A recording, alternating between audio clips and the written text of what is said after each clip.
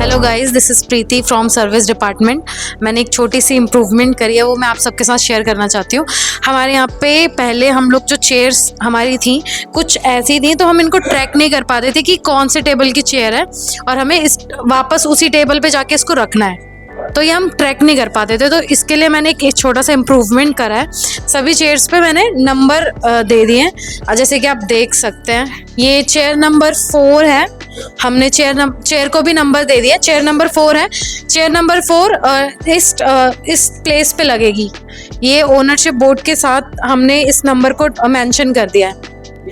अब जो भी कोई भी इस चेयर को यूज़ करेगा, चेयर नंबर 4 को या इस डेस्क पे लाके रख देगा, क्योंकि यहाँ पे मेंशन है क्लियरली कि 4 चेयर नंबर इस डेस्क पे लगेगी, इस डेस्क पे प्लेस होगी।